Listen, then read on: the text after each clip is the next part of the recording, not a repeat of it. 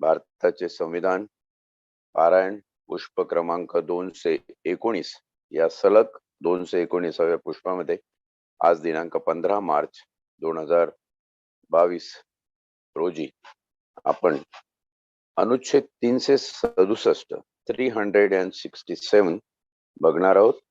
याच्यामध्ये आपण आतापर्यंत ज्या काही संज्ञा ज्या काही परिभाषा 366 मध्ये बघितल्या. 366 हे कर आणि टॅक्स, फीज, शुल्क याच्या संबंधातले जास्तीत जास्त शब्द, जास्तीत जास्त टर्म्स आपल्याला इथे परिभाषित केलेले 366 मध्ये आपण बघितले. त्याचा अर्थ, कर ही अशी प्रणाली आहे की जिचा संबंध वित्त व्यवस्थेशी, वित्तीय व्यवस्थापनाशी आणि एकंदरच आर्थिक ढाच्याबद्दल येतो. आणि त्याच्यात जर एखाद्या वेळी चुकून अर्थ लागला किंवा त्याच्यात लागलेला अर्थ काही दुसराच मार्ग पत्करला तर मूळ ज्या संकल्पना आहे, जी उद्देशिका आहे त्या अर्थव्यवस्थापनाची, ती कोलमडून जाईल. आणि म्हणून विशेष काळजी घटनाकारांनी 366 मध्ये अशा विशिष्ट शब्दांची घेतलेली आहे की ज्या शब्दांचे अर्थ हे शासकीय आणि प्रशासकीय लेवलला स्पष्ट असावे. कायद्याची भाषा वापरताना न्यायाची कारवाई करत असताना अन्याय होणार नाही याबाबतही शब्द हे तोलून मोजूनच वापरलेले असतात.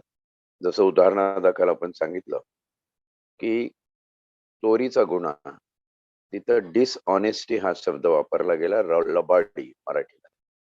आणि फसवणुकीचा गुन्हा ठिकाणी फ्रॉडुलंट बिहेवियर हा शब्द वापरला गेला, म्हणजे कपटाने केलेले कृत्य.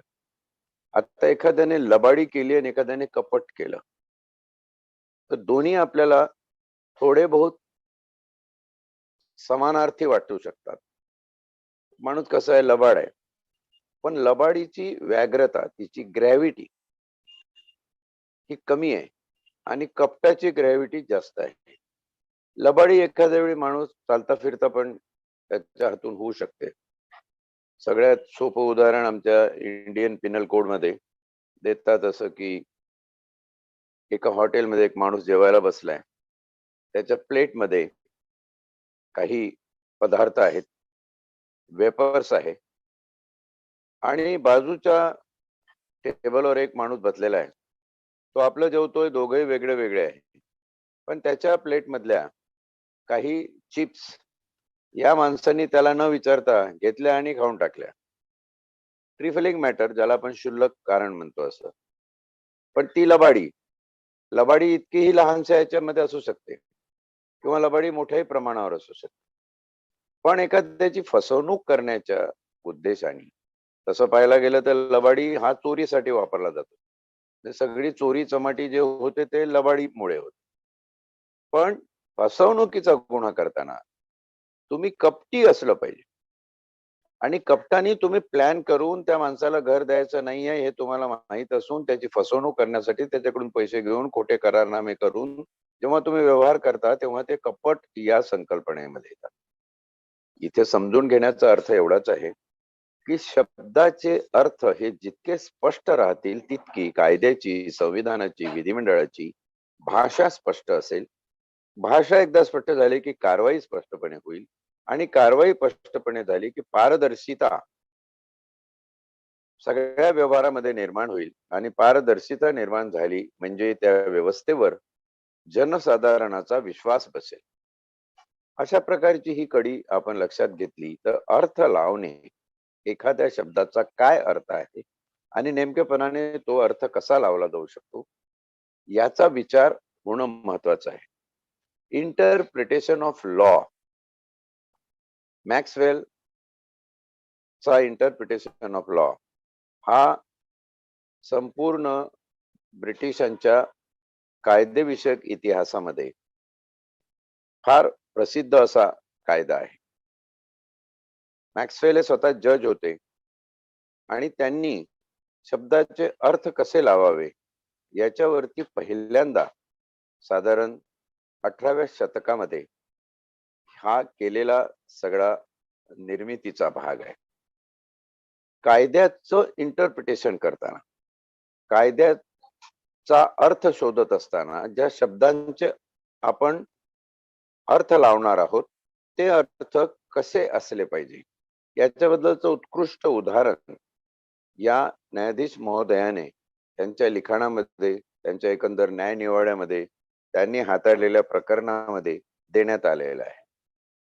कायद्याच्या अभ्यासासाठी मला आठवतं, माझे गव्हर्नमेंट लॉ कॉलेजचे जे प्राध्यापक होते त्यांनी एक किस्सा शेअर केलेला मला आठवतो, की अर्थ हे कसे बदलतात, एकाच वेळेचे अर्थ कसे बदलतात, परिस्थिती बदलली की अर्थ बदलतात. की लंडनच्या रस्त्यावर एकदा एक अपघात झाला, रोड ऍक्सिडेंट. आणि रोड ऍक्सिडेंट प्रमाणे त्या पोलीस अधिकाऱ्यांनी ती रोडवर झालेल्या ऍक्सिडेंटची केस म्हणून कोर्टात दाखल केली. पण तिथे प्रतिवादी पक्षाने असा स्टँड घेतला की त्या दिवशी लंडन शहरामध्ये मुसळधार पाऊस पडला होता आणि रस्त्यावर जवळपास 8 इंच पाणी होतं, त्यामुळे हा अपघात झाला. म्हणून याला रस्त्यावरचा अपघात कसं म्हणायचं, मग रस्त्यावरचा अपघात म्हणायचं की पाण्यातला अपघात म्हणायचं, याच्यावर वादविवाद सुरू झाले. आणि मग टनेलची परिभाषा काय आहे, म्हणजे टनेल म्हणजे असं काहीतरी पाणी वाहून नेण्याचं साधन ज्याच्यामध्ये पाण्याची पातळी कमीत कमी जमिनीपासून 6 इंच वर असली पाहिजे, त्याला टनेल म्हणायचं. 6 इंचाच्या खाली असेल तर नाही, पण इथं 8 इंच आहे, म्हणून तो रस्ता हा आम रस्ता रोड राहिलेला नसून त्या रस्त्याची टनेल झालेली आहे, असा वादविवादात अर्थ देण्यात आला. आणि मॅक्सवेल साहेबांनी, न्यायाधीशांनी सांगितलं की बरोबर आहे, टनेल आहे. मग टनेल मध्ये अपघात झाला असेल तर त्याच्यावर काय कायदा आहे, तर टनेल मध्ये झालेल्या अपघातावर केस करायला कायदाच नव्हता तेव्हा ब्रिटन मध्ये, नंतर तो काही वर्षांनी करण्यात आला. पण मॅक्स मुलर या न्यायाधीशाने त्या ठिकाणी असा त्याचा अर्थ लावला की पाण्याची पातळी जर 8 इंच होती, 6 इंचाच्या वर होती, याचाच अर्थ तो रस्ता नाही, म्हणून ही केस रस्त्यावर झालेला अपघात, रोड ऍक्सिडेंट या सदराखाली मोडत नाही, म्हणून त्यांनी ती डिसमिस केली. अर्थ रस्ता तोच आहे, परिस्थिती बदललेली आहे म्हणून अर्थ बदललेला आहे. तर हे जे अर्थ बदलण्याचं शास्त्र आहे त्याला लॉ ऑफ इंटरप्रिटेशन म्हणतात. आणि अर्थ लावण्याचा स्वतंत्र कायदा असू शकतो, हे जेव्हा कायद्याच्या अभ्यासक्रमात दिसलं तेव्हा कुठेतरी एक वेगळा प्रकाश पडायला लागला की अरे, आपण दैनंदिन जीवनामध्ये सुद्धा वाटेल ते शब्द वाटेल तसे वापरतो, पण परिस्थितीला धरून असेल तर त्याचा योग्य अर्थ लागतो, नाही तर हे निरर्थक वाचाळवीरता चालू असते. आज जशी आपण माध्यमांमध्ये पाहतो, काही वर्तमानपत्रांमध्ये पाहतो, काही समजत नसेल तरी ते शब्द वापरून मोकळे होऊन जातात. पांडित्य पाजळण्याचा जो प्रकार आहे ते आजकाल लोक करताना सरसकट दिसतात. पण यथोचित योग्य शब्द योग्य ठिकाणी योग्य परिस्थितीला लागू असेल असा जर त्याचा वापर होत असेल आणि त्या दृष्टिकोनातून त्याचा अर्थ लागत असेल तर त्याला आपण साहित्य किंवा वाङ्मय या सदराखाली मोडू शकतो. म्हणजे शब्दांना विशिष्ट अर्थ आहे. अर्थ हा शब्दाची नुसतं उच्चारण करत नाही, शब्दाचं उच्चारण होऊन त्याचे अर्थ लागत नाही, तर त्या शब्दाच्या उच्चारणाबरोबर ती परिस्थिती तुमच्या समोर निर्माण करणारी जी एक क्लुप्ती, जी एक हातोटी त्या शब्दांमध्ये आहे, तो त्याचा खरा त्यावेळेचा अर्थ आहे. रस्त्यावर काचाचा खच पडला होता असं सहज आपण म्हणून जातो. वातावरणामध्ये रस्त्यावर काचाचा खच पडला होता. काचाचा खच म्हणजे नेमकं काय, किंवा काचाचे तुकडे इतरत्र विखुरलेले होते. तरी भागामध्ये 92-93च्या एका दंगलीच्या प्रसंगी हा मुद्दा न्यायालयात आला होता. हे विवेचन अशासाठी करतोय की अर्थ लावणे हे नेमकं काय आहे. आपण नुसतं समजून घेतलं नाही, त्याच्या पाठी वाक्य वाचून आणि ते हे केलं तर तितकंसं स्पष्ट होणार नाही. घटनाकारांनी आपल्या भारतीय संविधानामध्ये एकेका शब्दाला किती महत्व दिलेलं आहे, म्हणून त्या शब्दाचे प्रतिशब्द आपल्याला कधी कधी सापडत नाही आणि अपरिहार्यपणे आपल्याला तोच शब्द त्या ठिकाणी वापरावा लागतो. त्याचं कारणच मुळात हे आहे. तर पंचनामा करणाऱ्या पोलीस अधिकाऱ्याने त्याच्यात लिहिलं की काचांचा खच पडला होता. मग प्रॉसिक्युटर साहेब म्हणाले की हे काचांचा खच म्हणजे काय हो? किती काच होती रस्त्यावर? रस्ता संपूर्ण माखला होता का काचांनी? नाही, इतर रस्ते विखुरलेले होते. मग फोटोग्राफ्स बघितण्यात आले. त्यावेळी हे असे व्हिडिओ कॅमेरा वगैरे ही पद्धत नव्हती. तेव्हा फोटोग्राफर, पोलीस फोटोग्राफरला बोलवून तो तिथल्या ठिकाणाचे, गुन्हा घडलेल्या ठिकाणाचे फोटो काढायचा. ते फोटोग्राफ्स बघितले तर फोटोग्राफमध्ये असे विखुरलेले तुकडे, हरकत नाही थोडे दाट प्रमाणात, काही ठिकाणी पातळ प्रमाणात, काही ठिकाणी वितळ अशा याच्यामध्ये पसरलेले होते. तर प्रॉसिक्युटर म्हणाले की याला खच म्हणता येणार नाही. याला आपण काचाचे तुकडे रस्त्यावर फार मोठ्या प्रमाणात विखुरलेले होते असं म्हणता येईल. आणि तुम्ही खच शब्द हे करू नका. जर खच शब्द आपण वापरला आणि डिफेन्स प्लीडरने जर त्याच्यावर युक्तिवाद केला तर आपण हा पंचनामा काहीतरी कपोलकल्पित केलेला आहे. कारण आपला फोटोग्राफ हा खच दाखवत नाही आणि तुम्ही लिहिलेला पंचनाम्यामधला शब्द हा खच असं म्हणतो. खच कशाला म्हणायचं? एखादी रास पडलेली आहे, गहू सांडलेला आहे, बाकीच्या काही गोष्टी त्याच्यावर हे झालेल्या आहे, तर त्याला खच म्हणता येईल. पण तो खच तसा नसतो. जर विखुरलेले असेल तर त्याला आपल्याला खच म्हणता येणार नाही. तर ह्या ज्या शब्दांचे अर्थ वेगवेगळे वेगवेगळ्या परिस्थितीमध्ये होतात. काही परिस्थितीच्या अनुषंगाने, काही परिस्थितीला अनुसरून, काही संदर्भांना अनुसरून लागत असतात. त्याला आपण सायन्स ऑफ इंटरप्रिटेशन किंवा law of interpretation, logic of interpretation असं म्हणू शकतो. म्हणजे अर्थ लावणे याला एवढा गहन असा स्वतःच अर्थ आहे. म्हणून याच्यातलं एवढं विवेचन थोडस प्रस्तावने दाखल करण्यात आलं. ते आपण लक्षात घेऊया आणि पुढचा हा 367 अर्थ लावणे हा अनुच्छेद वाचूया. याच्यामध्ये म्हटलेलं आहे समभाग 1 मध्ये की संदर्भानुसार अन्यथा आवश्यक नसेल तर. फार सुंदर वाक्य आहे. संदर्भानुसार अन्यथा आवश्यक नसेल तर. आवश्यक असेल तरच असा याचा अर्थ. ज्या ज्या ठिकाणी आवश्यक आहे त्या त्या ठिकाणी शब्दांचे अर्थ लावणं महत्वाचं आहे. आणि म्हणून संदर्भानुसार अन्यथा आवश्यक नसेल तर सर्वसाधारण वाकखंड अधिनियम 1897 याला इंग्रजीमध्ये आम्ही जनरल क्लॉजेस ऍक्ट म्हणतो. वाकखंड हा शब्द मराठीमध्ये फार अपरिचित आहे. थोडक्यात त्याचा अर्थ एखादं सलग मोठं वाक्य असेल तर त्याचा खंड. उदाहरणार्थ आपण जेव्हा लिहितो की त्या ठिकाणी पोलीस पोहोचल्यानंतर कॉमा आमच्या असे निदर्शनास आले की अमुक अमुक इसम अमुक अमुक ठिकाणी या गाडीत बसलेला आहे, परंतु ती गाडी ज्या स्पीडने जात होती त्या स्पीडचे काहीही पुरावे त्या ठिकाणी दिसून येत नाही. असं जेव्हा लांब लचक किंवा कॉम्प्लिकेटेड किंवा मिश्र असं वाक्य जोडून एक खूप मोठं वाक्य तयार करतो. जनरली कायद्याच्या भाषेमध्ये अशी वाक्य तयार होतात. साहित्यिक भाषेमध्ये सुद्धा अशी वाक्य असतात.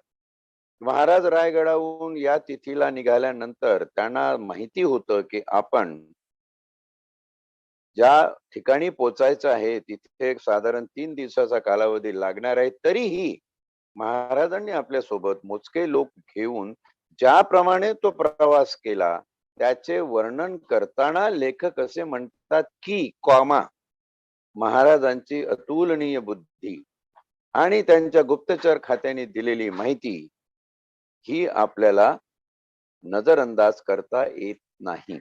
अशी एकाच वाक्यामध्ये किंवा एक एक पॅरेग्राफ कधी कधी एक एक वाक्य असतो.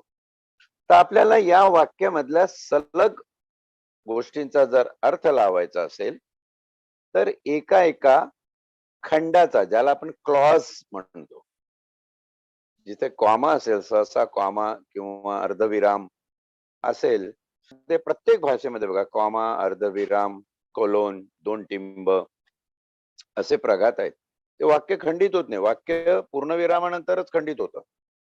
पण पूर्णविरामाच्या आधी जे काही येतं, जे खंडित आहेत त्याला वाक्खंड किंवा क्लॉज असं म्हणतात. म्हणजे वाक्याचे खंड. सर्वसाधारण जनरल क्लॉजेस ऍक्ट. म्हणजे हा जनरल कायदा आहे असं म्हटलेलं आहे. This is not a special act, this is general act. म्हणजे सगळीकडे लागू पडेल अशा प्रकारचा कायदा आहे. आणि या कायद्यामध्ये 1897च्या या कायद्यामध्ये जसा डोमेनियन ऑफ इंडियाच्या विधानमंडळाच्या अधिनियमाचा अर्थ लावण्याबाबत लागू आहे, तसा तो अनुच्छेद 372 अन्वये त्यात केला जाईल अशा कोणत्याही अनुकूलनासह व फेरबदलासह या संविधानाचा अर्थ लावण्याबाबत लागू असेल.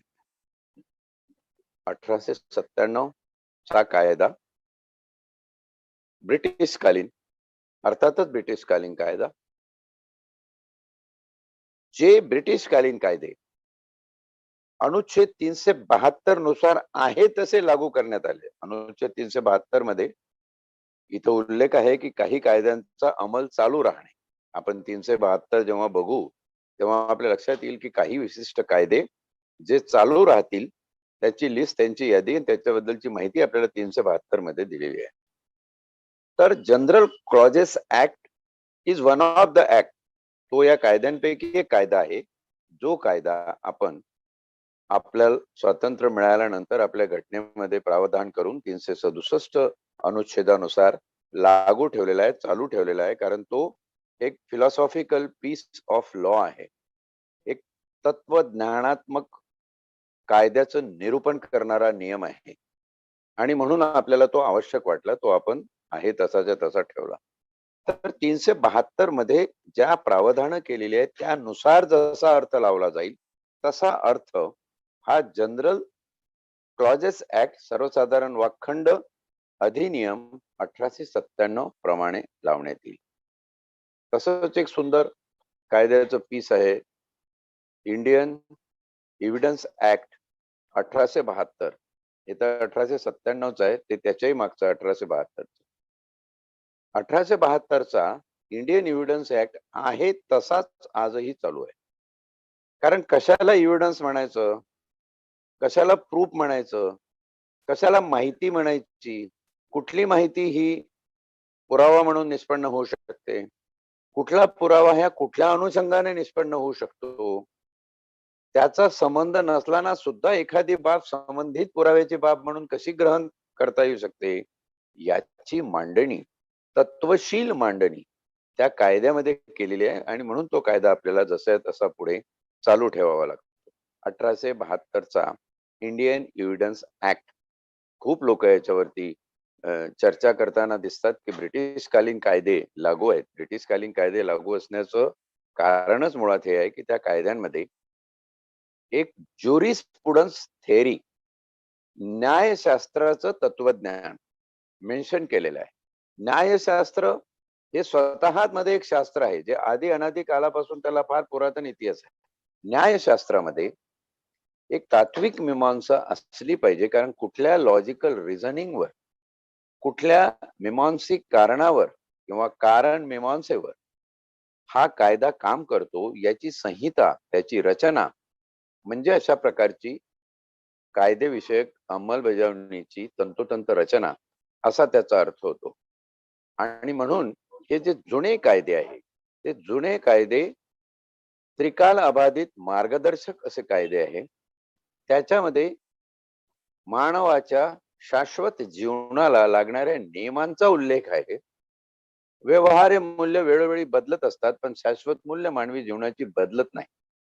उदाहरणार्थ सत्य आणि असत्य, खरं कशाला म्हणायचं, खोटं कशाला म्हणायचं, याचं फिलॉसॉफिकल मांडणी आहे, जे आपल्या संवेदनांना संवेदित होतं. आणि अशा संवेदना संवेदित झाल्यानंतर त्यावरून जे अनुमान निघू शकतं त्याला सत्य निर्धारण म्हणतात किंवा त्याला सत्य म्हणतात. उदाहरणार्थ थोडक्यात आपण एखादी गोष्ट बघितली, अमुक माणूस एखाद्याला चाकू घेऊन मारतो आहे किंवा अमुक माणूस एखाद्याच्या शेतामध्ये बसून काहीतरी खोदकाम करतो आहे, हे आपण जेव्हा डोळ्यांनी बघतो, आपली पंचेंद्रिय आपल्याला एक संवेदना करून देतात की हा माणूस कोण आहे, त्याच्या हातात कुदळ आहे की पावडा आहे, तो कशाने खोदकाम करतोय, त्याच्याकडे इतर अवजारं कुठली आहे आणि तो कुठे करतो आहे. ही माहिती जर उद्या आपल्याला एखाद्या गुन्ह्यामध्ये पुरावा म्हणून द्यायची असेल, की अमुक अमुक माणसाने त्या माणसाला त्या ठिकाणी असं असं बघितलंय, त्याची ती संवेदना, त्याच्यातून अनुमान काय निघालं की तिथे हा शेतामध्ये त्या दिवशी खड्डा खणण्याचं काम करत होता. हे झालं सत्य. जे संवेदित होतं आणि ज्याच्यातून अनुमान निघू शकतं, सत्याला दोन हे प्रमुख पॅरामीटर्स आहे. आणि याची मांडणी आपल्या त्या इंडियन एव्हिडन्स ऍक्ट मध्ये केली. Perception and inference डेराइव्स the truth. सत्याची व्याख्या आंबेडकरांनी त्यांच्या लिखाणामध्ये करताना ही अशी केलेली आहे. तर ते म्हणतात ही सत्याची व्याख्या माझी नाहीये, मी केलेली नाहीये. ही व्याख्या मी बुद्धांकडून घेतलेली आहे. बुद्ध म्हणतात ही माझी व्याख्या नाहीये, ही व्याख्या कपिल मुनींनी निर्धारित केलेल्या नियमानुसार आलेली आहे. म्हणजे जीवनाची, मानवी अस्तित्वाची जी शाश्वत मूल्य आहे, त्या मूल्याला धरून काही प्रघात जे आयुष्याचे चालू आहेत ते बदलत नाही. अशा प्रघाताची मांडणी ज्याच्यामध्ये केलेली आहे तो भारतीय पुराव्याचा कायदा, आणि तशीच मांडणी प्रमाणभूत असे शब्दाचे अर्थ लावण्याबाबत केलेली आहे ती डोमिनियन ऑफ इंडियाच्या सर्वसाधारण वाकखंड अधिनियम 1897चा कायदा, त्याचा उल्लेख घटनेमध्ये आहे. आपल्याला हा थोडासा इतिहास आणि त्याच्या मागची कारण मीमांसा थोडीशी जाणून घेण्यामध्ये इंटरेस्ट येतो, कारण हे कसं आलेलं आहे, काय आहे, कसलं डोमिनियन ऑफ इंडिया, कसला सर्वसाधारण वाकखंड, त्याचे हे असे अर्थ आहे. म्हणजे एका शब्दाने, एका वाक्याने धचा मा झाला तर राघोबा दादांच्या पेशवाईची सगळी उलट चर्चा व्हायला सुरुवात झाली. धचा मा करू नका, हा प्रघात फार हे आहे. धरा आणि मारा, धराच्या ठिकाणी मारा झालं, धचा मा झाला आणि नको ते विपरीत परिणाम घडले. शब्दाचे अर्थ, शब्दाची मांडणी, शब्दाचे संदर्भ आणि त्या अनुषंगाने निर्माण होणारे अर्थ, याला संविधानिक भाषेत, कायद्याच्या भाषेत, नियमांच्या भाषेत अनन्यसाधारण महत्व आहे. आणि ते महत्व अधोरेखित करणारा सगळ्यात जुना जो कायदा आहे तो जनरल क्लॉजेस ऍक्ट 1897, सर्वसाधारण वाकखंड अधिनियम 1897. आणि तो डोमिनियन ऑफ इंडिया मध्ये जसा लागू होता तसाच तो यापुढेही लागू राहील, कारण त्याला लागू राहण्याबद्दलचा संदर्भ अनुच्छेद 372 प्रमाणे आपण स्वीकारलेला आहे. समभाग 2 असं म्हणतो संसदेचे अधिनियम किंवा तिने केलेले कायदे या संबंधी अथवा राज्याच्या विधानमंडळाचे अधिनियम किंवा त्याने केलेले कायदे या संबंधी या संविधानात असलेल्या कोणत्याही निर्देशामध्ये राष्ट्रपतीने काढलेला अध्यादेश किंवा यथास्थिती राज्यपालाने काढलेला अध्यादेश या संबंधी निर्देश समाविष्ट आहे असा त्याचा अन्वयार्थ लावला जाईल. म्हणजे केंद्र शासनाचा कुठलाही अधिनियम किंवा कायदा हा राष्ट्रपतीने आदेश काढून निर्गमित केलेला आहे असं मानण्यात येईल, आणि राज्याचा कुठलाही अधिनियम किंवा कायदा हा राज्याच्या राज्यपालाने आदेश काढून निर्गमित केलेला आहे असा त्याचा अर्थ लावला जाईल. कायदे कोणी केले? ते लोक बसल्या म्हणते तिथं कायदे करते, त्याला काय समजते म्हणते काय चालू आहे व्यवहारात, असं सहज लोक बोलले जातात. तर कायदे कोणी केले असं जेव्हा म्हटलं जाईल तेव्हा देश पातळीवर राष्ट्रपतीने आणि राज्य पातळीवर राज्यपालाने कायदे केले असा त्याचा अर्थ लावला जाईल. त्या व्यतिरिक्त खाली येऊन त्याचं विश्लेषण होणार नाही असा अन्वयार्थ याचा लावला जाईल. आता राज्यपाल कसा कायदा करेल? विधानसभेमध्ये जे बिल पारित होईल ते विधान परिषदेमध्ये पारित झालं पाहिजे. या दोन्ही सभागृहामध्ये बिल पारित झालं की राज्यपाल आपली सही करून हा कायदा झालेला आहे असं घोषित करेल. आता विधानसभेमध्ये कोण करतं? लोकप्रतिनिधी करतात. विधान परिषदेमध्ये वरिष्ठ हाऊस आहे 6 वर्षासाठी, तिथे लोक MLC म्हणून येतात. ते त्याच्यावरती परीक्षण करतात. म्हणजे कायदा तसं बघायला गेलं तर जनप्रतिनिधींनी तयार केला आणि त्या जनतेचं जे प्रतिनिधित्व करत आहेत त्या जनतेने कायदा निर्माण केला असा त्याचा ऍक्च्युअल अर्थ लावता येऊ शकतो इंटरप्रिटेशन सायन्स प्रमाणे.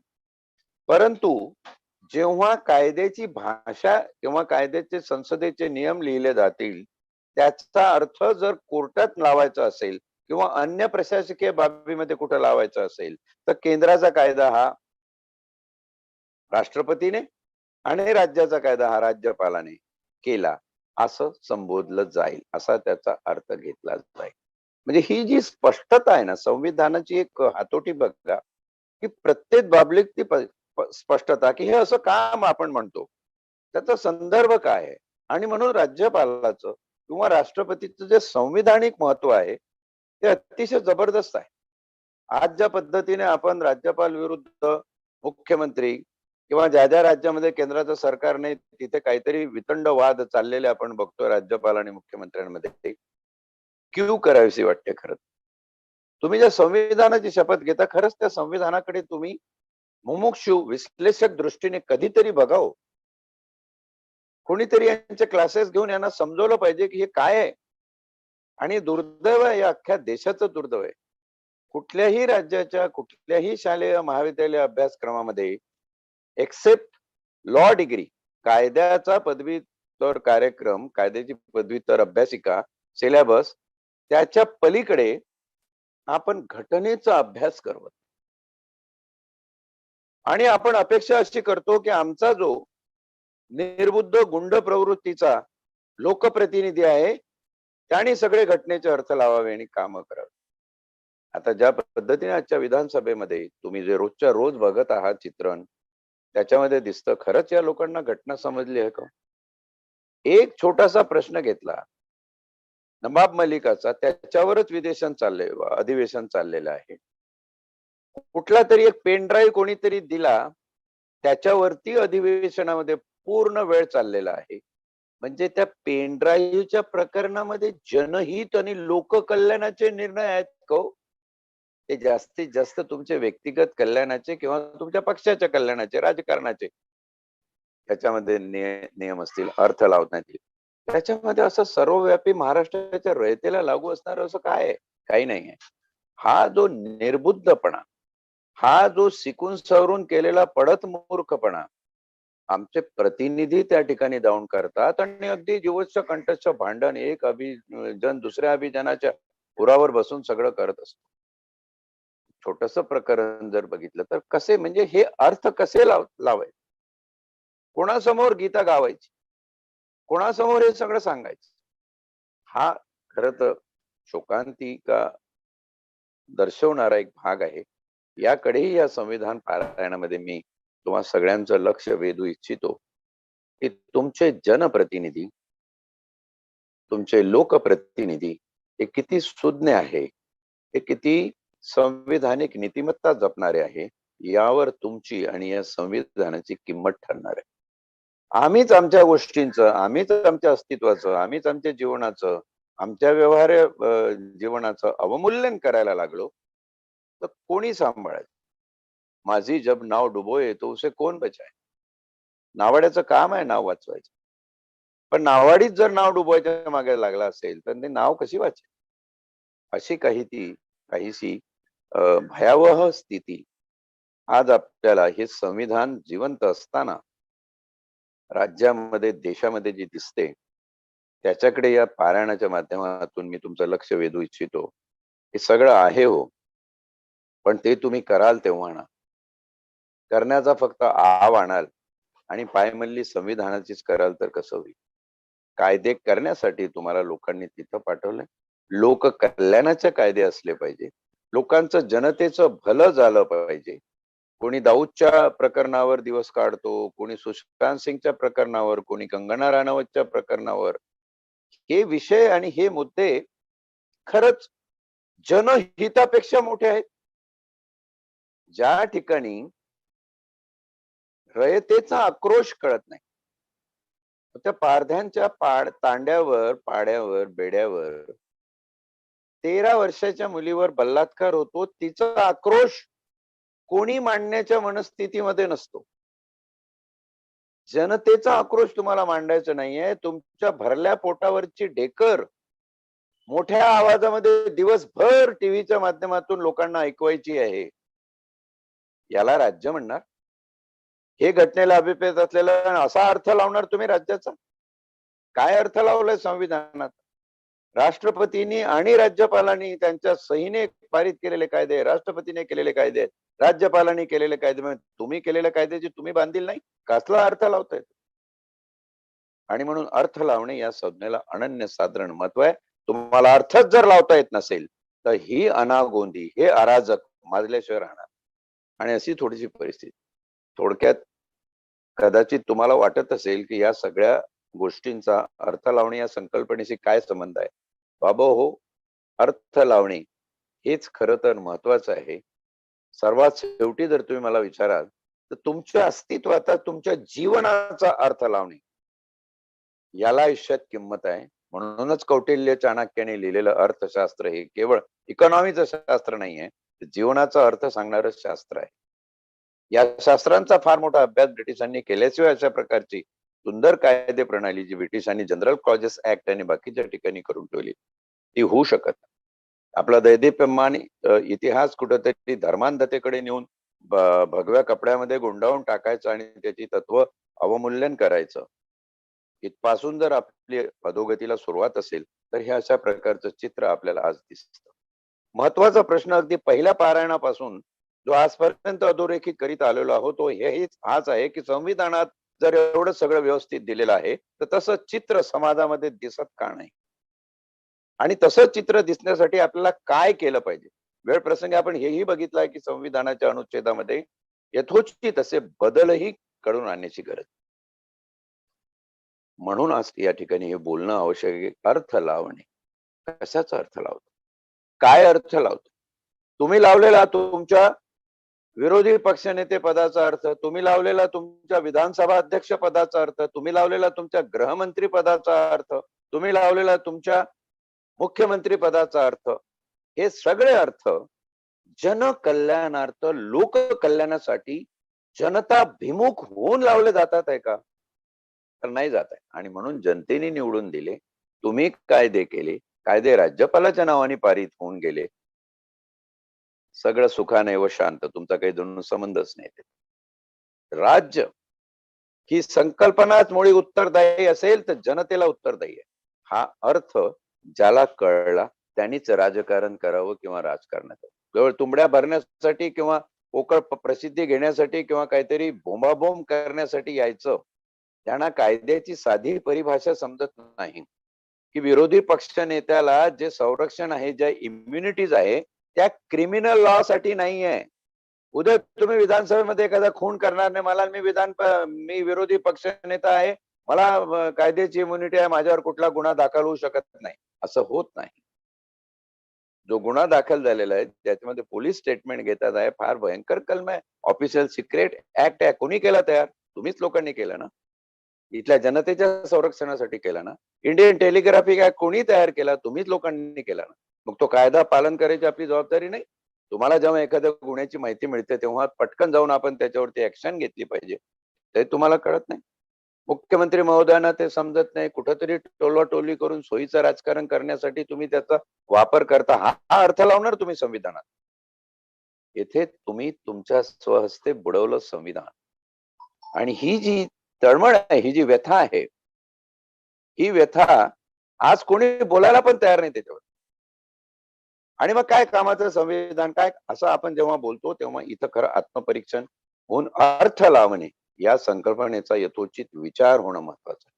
आणि जोवर आपण असा विचार करणार नाही तोवर अर्थ लावणे या संदर्भात आपल्याला काहीही नवीन निष्पन्न होऊ शकणार नाही.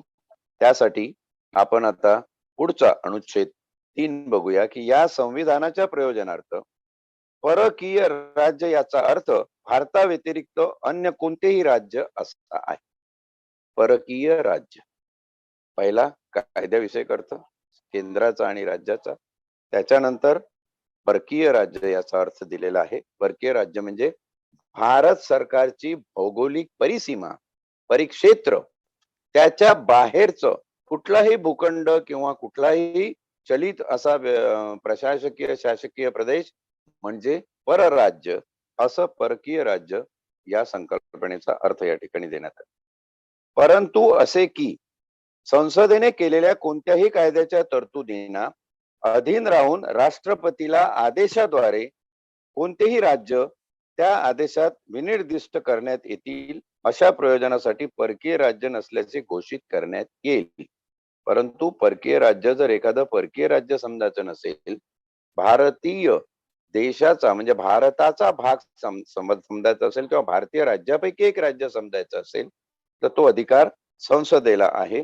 संसदेत असं होऊ शकतं. उदाहरणार्थ सिक्कीम आहे, आपल्याकडे उदाहरण आहेत. नेपाळचा प्रश्न अजून तसाच पडलाय की हा भारत देशाचा भाग आहे की स्वतंत्र देश आहे किंवा भारतातलं एखादं राज्य आहे किंवा केंद्रशासित प्रदेश होऊ शकतो. अशा प्रकारचे जे त्रिपुरा आणि अरुणाचल, सिक्कीम, नागालँड, मणिपूर हे जे 7 नॉर्थ ईस्ट सिस्टर्स बद्दल बोलल्या जातं, तर तो भाग संसदेने केलेल्या कायद्यानुसार भारताच्या देशाचा, भारत राज्याचा भाग समजण्यात आलेला आहे. हे या ठिकाणी अधोरेखित होतं. जर तो तसा समजण्यात आला नसता तर कदाचित तोही आपल्यासाठी परकीय राज्य म्हणून निष्पन्न झाला असता, असा याचा अर्थ या ठिकाणी लावला जाऊ शकतो. आज आपण 367 या अनुच्छेदाचा अर्थ लावत असताना, ज्याचं नावच मुळात अर्थ लावणे आहे, इतर सर्व महत्वाच्या बाबींचा उल्लेख करून जेवढा जास्तीत जास्त शक्य होईल तेवढा तोही आटोपशीर पद्धतीने एक 40-45 मिनिटांमध्ये आढावा घेण्याचा प्रयत्न केलेला आहे. मला वाटतं याच्यावर प्रश्न नसावेत, पण जर असतील तर ते आपण उद्याच्या पारायणाच्या पुष्पामध्ये निश्चितपणे सामील करून घेऊया. उद्या एक संविधानाची सुधारणा म्हणून नवीन भाग, इथे आपण 19 भाग आता संपवतोय आणि भाग 20वा हा एक नवीन भाग सुरू होतोय 368, ज्याच्यामध्ये अतिशय महत्वाचं असं, ज्याला आत्मा म्हणता येईल संपूर्ण घटनेचा, अशा घटनेमध्ये बदल करण्याबाबतचे अधिकार आणि त्याच्या प्रक्रिया वर्णन केलेले आहे. तर त्याबद्दलचं विवेचन आपण उद्या बघूया. आज वेळेची मर्यादा लक्षात घेऊन तुम्हा सर्वांच्या अनुमतीने इथेच थांबण्याची विनंती करतो आणि थांबतो. धन्यवाद.